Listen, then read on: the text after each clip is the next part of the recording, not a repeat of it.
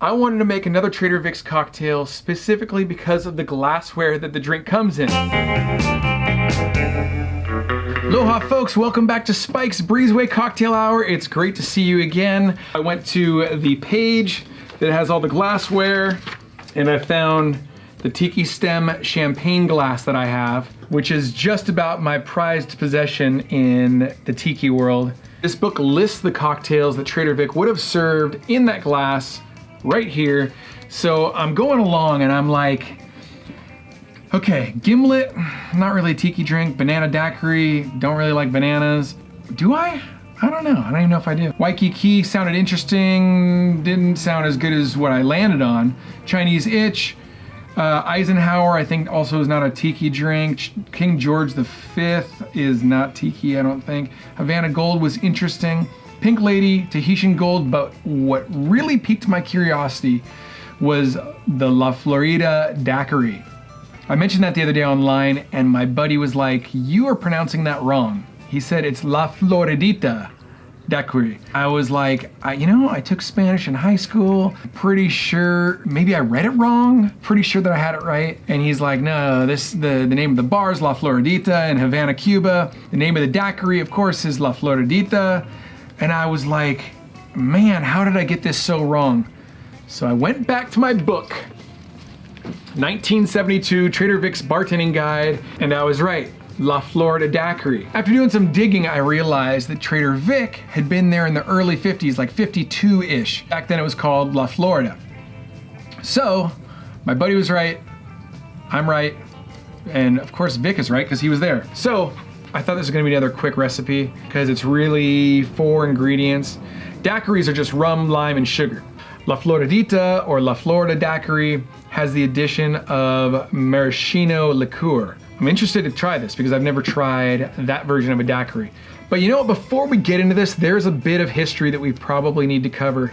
La Florida Bar in Havana, Cuba was famous for not only creating the daiquiri, but also for being host to one Ernest Hemingway. And in fact, that's where the Hemingway Daiquiri came from. It was less sugar and like twice the rum. In 1942, on one afternoon, Hemingway downed 17 of his Hemingway daiquiris. And they basically referred to them as dobles because they were double the rum of a normal daiquiri. Hemingway, gnarly.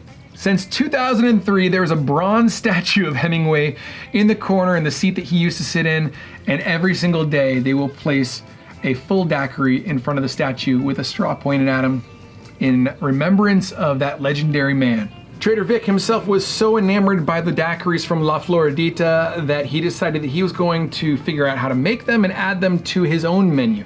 This is the early 50s, so he goes to the bartender who was the king of making these daiquiris, Constantine Ribalagua.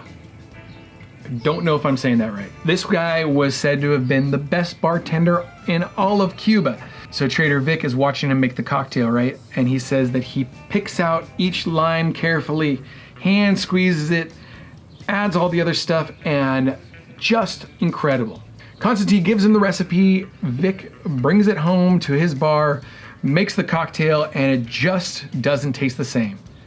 And it's funny to me, in my mind, it's like you can use the same ingredients that they use at Musso and Frank's for a martini, and it's just not the same. The bartenders at Musso and Frank's have said the same thing, and Musso and Frank's is in Hollywood if you're not familiar.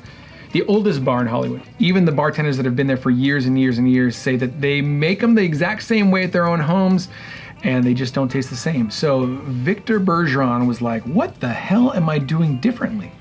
So we'll get to that. It's interesting. The cool thing about this bartender's guide is that Victor Bergeron himself writes little excerpts about the cocktails and stories that other cocktail books might touch on, but you get it right from the dude's mouth right here. So it's an interesting, quick story. The fact that I have the formula makes it a very interesting story about how the drink has to be made accurately in order to taste exactly right. And that's what I've always said about tiki cocktails. Man, down to the quarter ounce, sometimes down to the 1/8 of an ounce, you have to be precise. It all matters. So Victor says, I went down to Havana 20 years ago to watch this fellow Constantine make these daiquiris. He had a big pile of limes before him, and whether he was making a daiquiri for one person or for 100 people, it made no difference in his care. He picked out each individual lime, cut it with a knife, and squeezed it with his fingers to make the drink. I went home, made the drink exactly the way that Constantine did, I thought, but my drink didn't taste right. Years later, when we opened our bar in Havana, I went down to Constantine's bar again. He made the drink again, and it, of course, had the same wonderful flavor that he had remembered. I went to our bar, made the drink, and again, my daiquiri didn't taste anything like Constantine's. That night, I lay in bed and I thought about the drink. I imagined myself working beside Constantine and making the drink stage by stage, following every movement of Constantine's hands, and then I stumbled onto what made the difference. I had used a juice squeezer to squeeze the lime juice. Constantine used his fingers. By using his fingers, he got the oil of the lime into the drink, and that was just enough of the oil of the lime to give the drink its wonderful bouquet.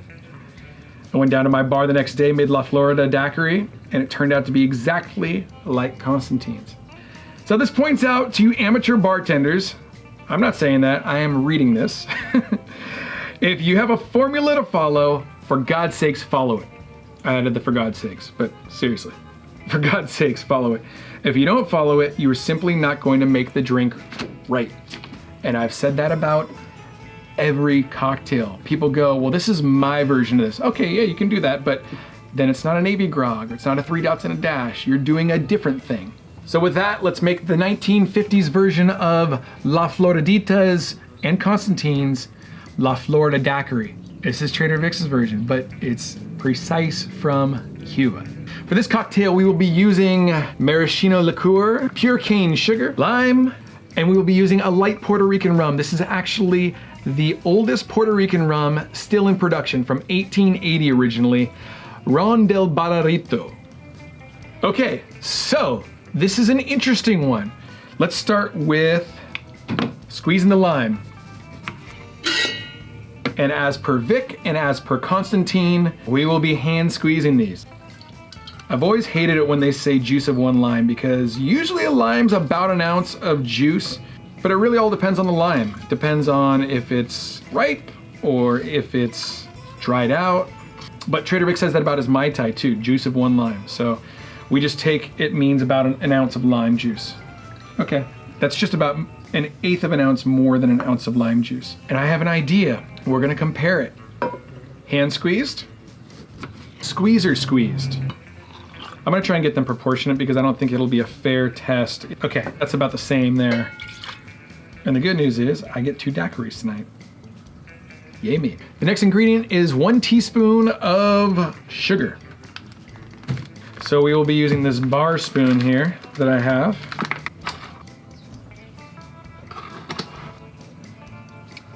And a teaspoon of maraschino liqueur. All right, that is a clear liquid. I feel like it smells more like grape than cherry. Maybe it's cherry, I don't know. Okay, I'm trying to be precise, but it's really tricky between these two. Now to the rum. We need 2 ounces of this light Puerto Rican rum.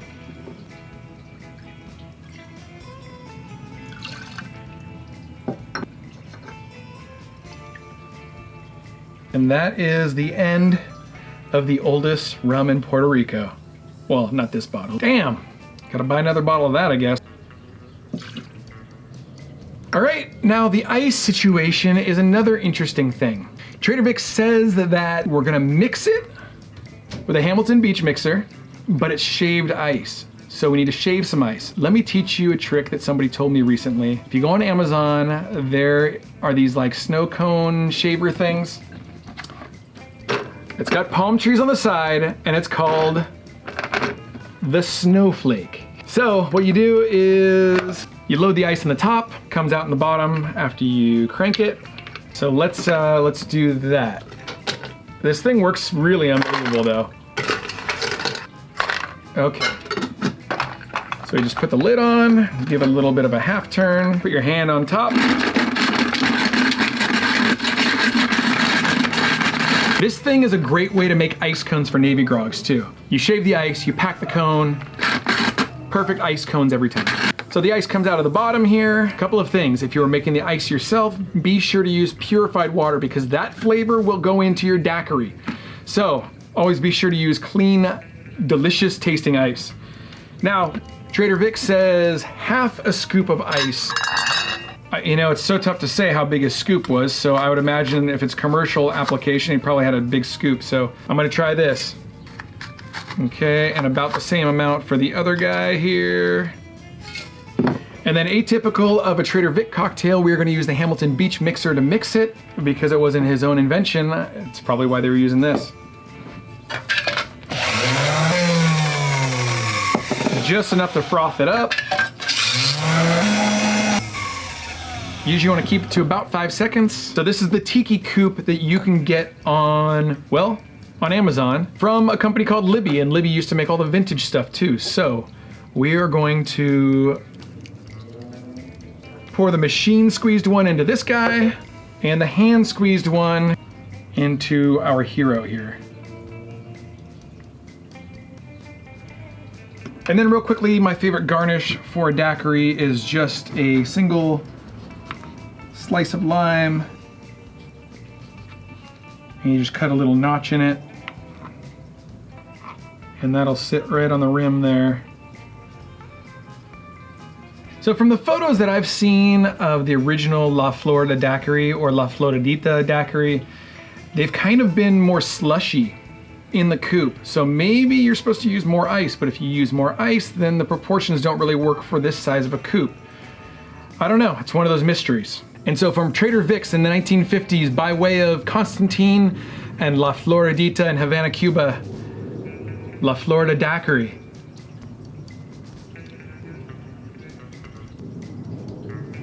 Oh, wow. Whoa, that's got a bite to it. It's a little bitey. I'm not used to the Maraschino liqueur in a daiquiri, and it's just enough to switch it up. That's interesting. Let's see if the juice squeezer one tastes any different. I mean, maybe it's me just buying into Trader Vic's rhetoric, but you can definitely taste, usually the rind and the peel of a lime has a bitter taste to it. I swear I can taste more bitterness here. When Trader Vic talks about the bouquet, that's a complex cocktail. This is really very good too. But it just kind of tastes a little, like a hint more bland. I can honestly taste it, there's a difference there. I mean, I might be full of, I swear that I can taste the difference.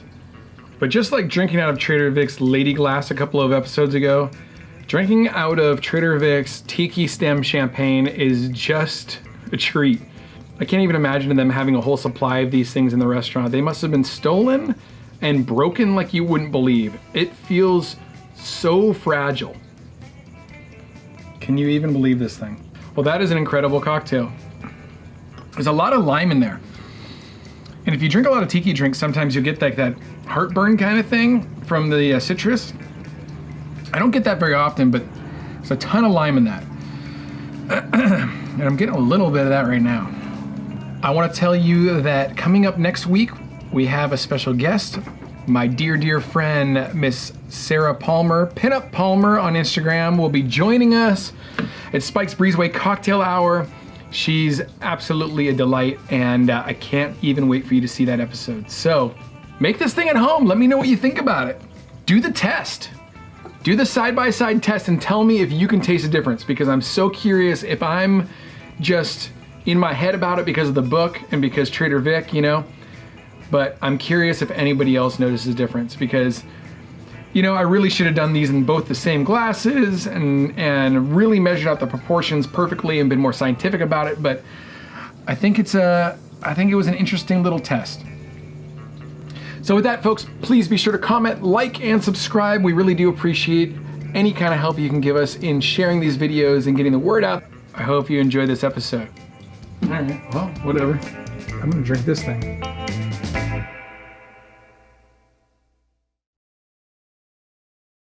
At the restaurant, and what is that on there?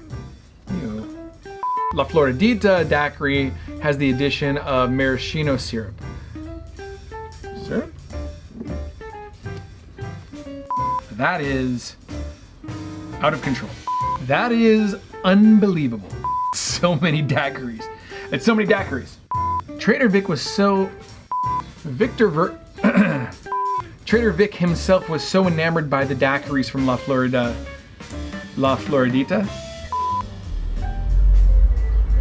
Who needs the bass on their car that loud? I'm reading about a legendary bartender here. With that, let's make La Floridita. This is actually the oldest barrilito. Barrilito. Ron de Barrilito. The Ron de Barrilito.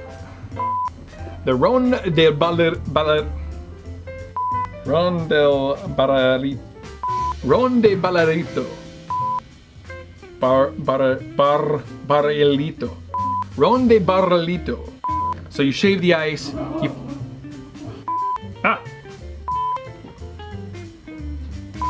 Usually the rind